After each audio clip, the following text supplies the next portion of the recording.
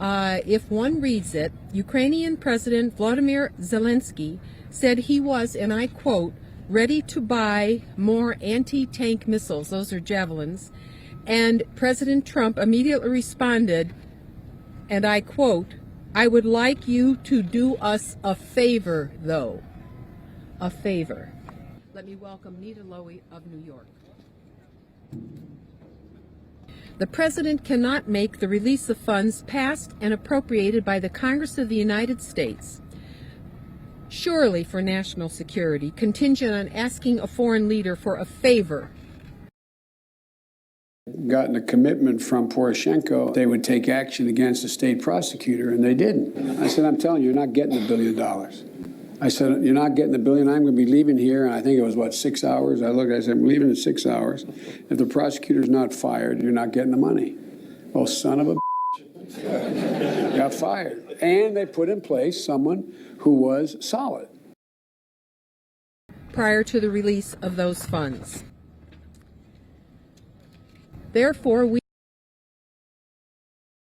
as Congress must compel the release of the full whistleblower complaint as it was originally submitted to the Office of Inspector General.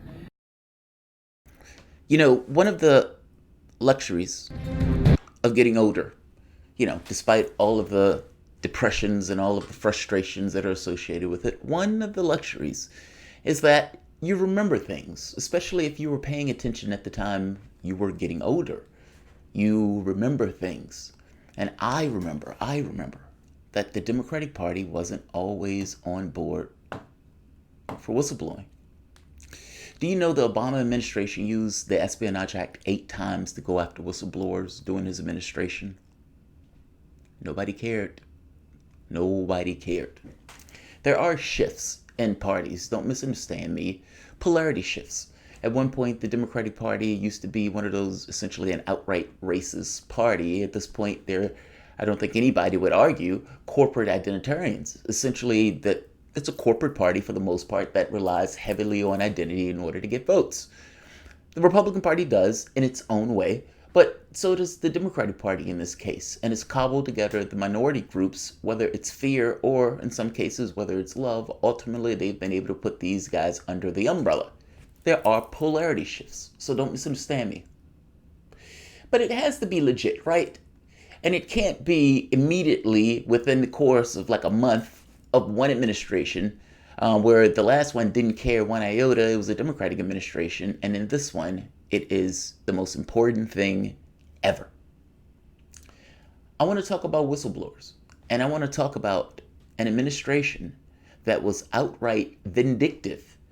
James Risen, the one who works for the Intercept, the one who's part of the quote-unquote hashtag resistance, the one that Aaron Matei bullied, and the one that is right now on this Trump-Russiagate stuff, has said during the Obama administration that Obama administration had an outright war on journalists.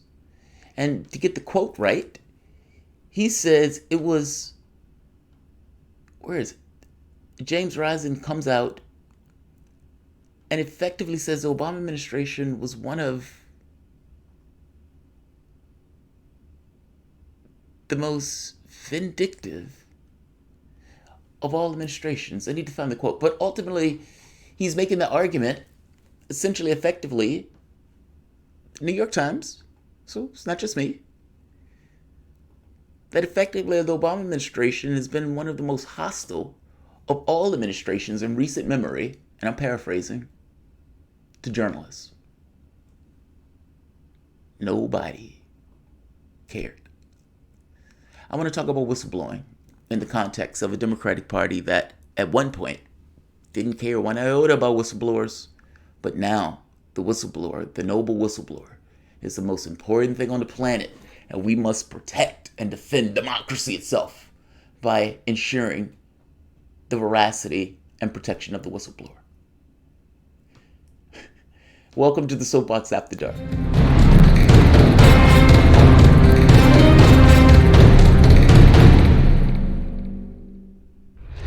My name is Jamarl Thomas. This is the Progressive Soapbox. Guys, if you dig this content, please like, share, subscribe. We are growing, and we are over 25,000 at this point. That is a massive, shocking number, so that is awesome, and I thank you for it. Also, if you really dig it, please consider supporting through PayPal or Patreon. Also, you can support through Super Chat or Streamlabs, both of which are open. Take a listen to this. This is John Kiriakou. John Kiriakou, ex-CIA guy. Listen to what he says. And by then, Human Rights Watch and Amnesty International had reported that al-Qaeda prisoners had been tortured, and ABC News called and said that they had information that I had tortured Abu Zubaydah. I said that was absolutely untrue. I was the only person who was kind to Abu Zubaydah, and I had never tortured anybody. So they asked me to go on their show and defend myself. I did that, and in the course of the interview, I said that not only was the CIA torturing prisoners, but that it was official U.S. government policy. This was not the result of some rogue CIA officer just beating up a prisoner every once in a while. This was official policy that went all the way up to the President of the United States. And so what happened after that in 2007, once you gave this interview? Can you explain what happened to you and to your family? Now, John Kiriakou comes out and says it is official U.S. policy to torture prisoners. Now, of course, the moment that you come out and say this, all sorts of gears and actions are going to kick into place. And when they kick into place, they're going to ensure that this doesn't go forward, because we're a country of laws and torture is against our law. And if a whistleblower comes out who has firsthand knowledge that we have been torturing people and that particular policy goes up to the president, then certainly that whistleblower will be A, protected, and B, the people responsible prosecuted, and C, if it's the president, he will be impeached. Right? Right? Certainly that's going to take place. The Democrats that are in Congress, especially the leadership, aren't that drastically different than the ones that took office under Obama, and they had the House and the Senate, and Obama had the presidency. Certainly, they will protect the noble whistleblower. Right? Right? Sure, within 24 hours, the CIA filed what's called a crimes report against me with the Justice Department, saying that I had revealed classified information, which was the torture program, and asking for an investigation with an eye toward prosecuting me. The Justice Department decided at the time that I had not revealed classified information, that the information was already in the public domain, but immediately, within weeks, I was audited by the IRS. I've been audited by the IRS every single year since giving that interview in 2007. But a more important bit of fallout from that interview was that every time I would write an op-ed, every time I would give a television interview or give a speech at a university, the CIA would file a crimes report against me. This went further. He was also prosecuted. Kiriakou was also prosecuted. The Obama administration prosecuted him. The Obama administration, just so we're clear, has used the Espionage Act. In fact, I'll just read it. This is Long Island Press. In his 8 years as president in office, the Obama administration Justice Department spearheaded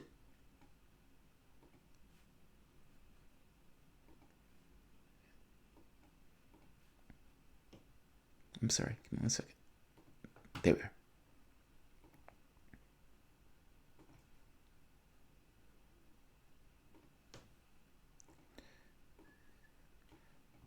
For the 8 years that Obama was in office, the Obama Justice Department spearheaded 8 espionage prosecutions, more than all U.S. administrations combined.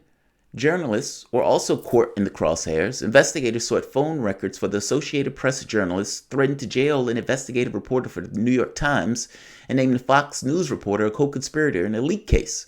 In Texas, journalists investigating private defense contractors came the focus of a federal prosecution and was initially charged with sharing a hyperlink containing hacked information that had already been made public. The frequency of the espionage cases under the Obama administration earned the reputation for waging a war on whistleblowers. The New York Times reporter James Risen has called the Obama administration the greatest enemy to press freedom in a generation. Nobody cared. Nobody cared. Kiriakou right there exposed torture. Snowden exposed that there was mass surveillance on pretty much all of us, including European allies. Nobody cared. Chelsea Manning exposed a man getting droned or a helicopter pilot murdering a Reuters reporter.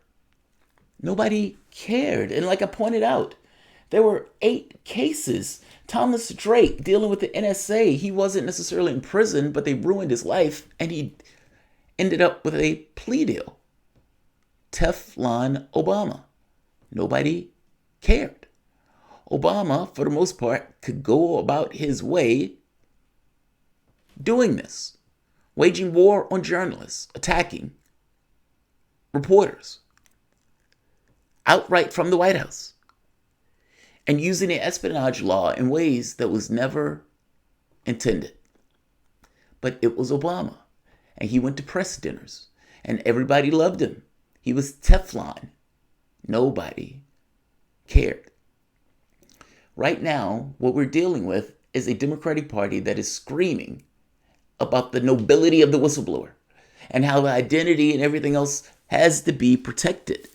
The problem is the whistleblower didn't have firsthand access to the information, which doesn't entirely bother me that much. But for us to pretend that the identity of somebody who may be leaking this information is irrelevant, I think it's a little laughable. There are people who have been leaking information, especially under the intelligence services, that seem to have had a coordinated effort to try to attack Trump. And in doing so, if we're talking about this stuff, it needs to be somewhat transparent.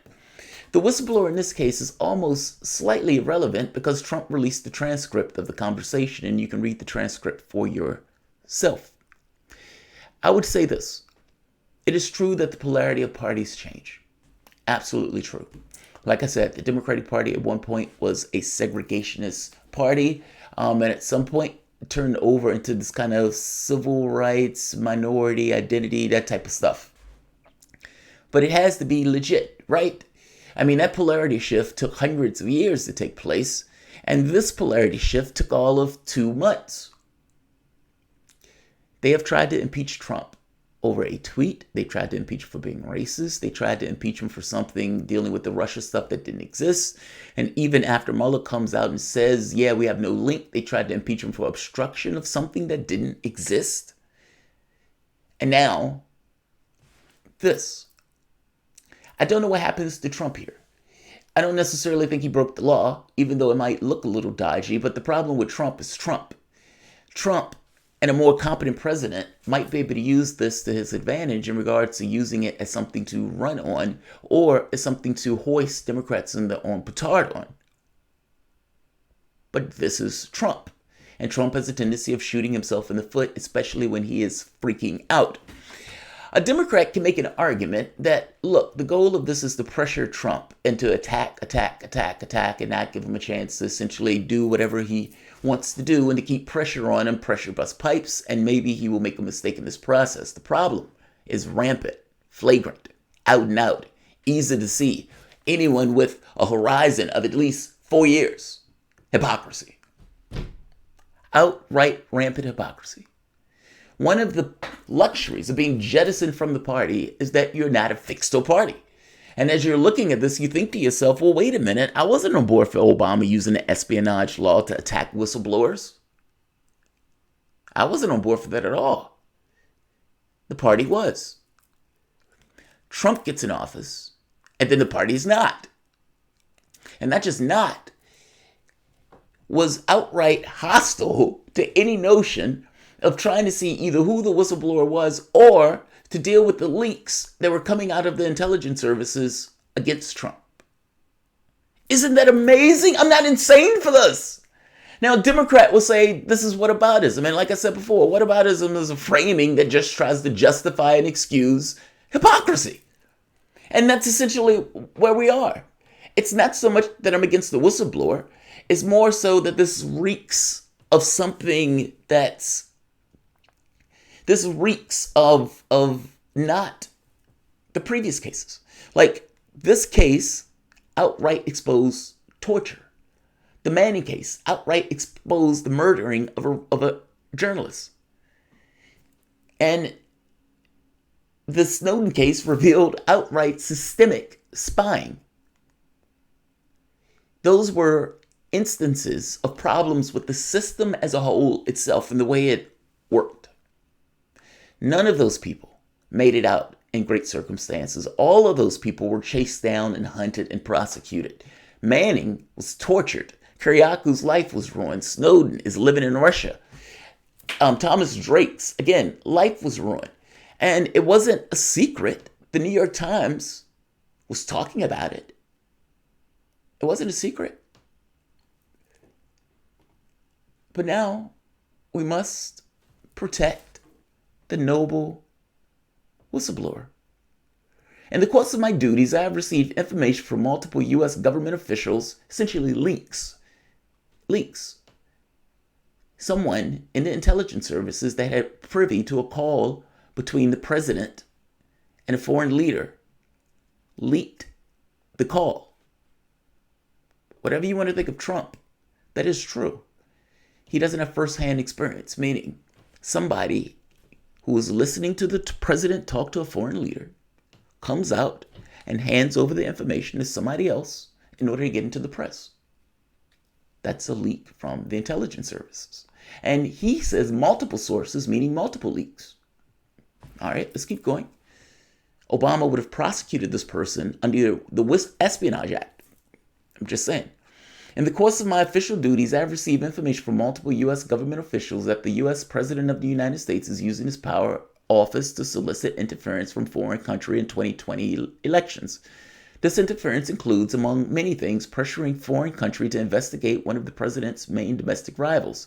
The president's personal lawyer, Giuliani, is a central figure in this effort. Attorney General Barr appears to be involved as well. Now, if you remember, Barr has tasked a gentleman named John Durham to look into the origins of Russiagate. Seeing as we've had 3 years of outright hysteria and investigation, and Sam Cedar himself said that, look, there was smoke there, we needed to investigate. Well, there's smoke there with the Ukrainian stuff too, so I agree with Sam Cedar. We should investigate. And the origins of Russiagate should be investigated, seeing as after all of this time and all of this work, it was shown to be a conspiracy theory. I have no issue with the Attorney General getting involved in doing an investigation and determining the origins. I just don't want it to be a partisan affair. It's not that I trust and love Barr.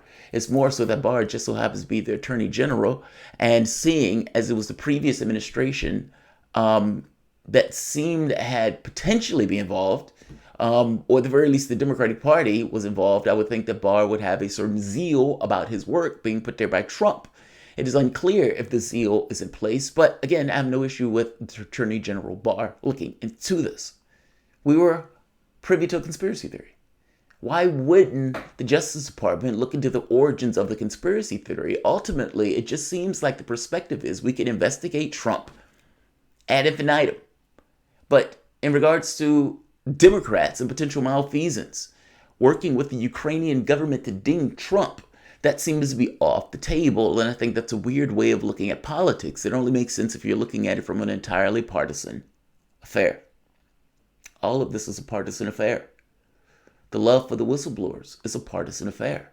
If Clinton was in office, all of these people would have shut the fuck up. And this whistleblower would have been prosecuted if this whistleblower would have came through at all. This is a partisan affair. This is outright partisan. Democrats love whistleblowers now only because these whistleblowers are coming out against Trump. If it wasn't for that, it wouldn't be true. Xavier Foster, the whistleblower standard was changed in August. Yeah, at one point it was this notion of needing direct knowledge of the particular affair, and then it became a choice of do you have direct knowledge or not, those type of things. Xavier Foster, yes, that's true.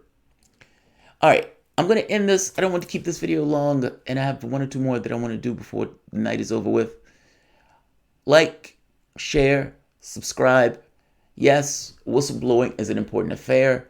No, the Democrats didn't care about it under the Obama administration. Yes, they only started to care about it when Trump got in office. And yes, they only care about it now because it's attacking Trump. That's true. Everything I just said is true. Whistleblowers should be protected. But clearly, there's a difference between a whistleblower that is outright challenging systems and policies, meaning revealing torture or revealing mass surveillance. Those things are frowned upon. Revealing the murder of a Reuters agent. I mean, again, the Espionage Act was used 6 times in prosecutions against various whistleblowers by the literal sense of the term.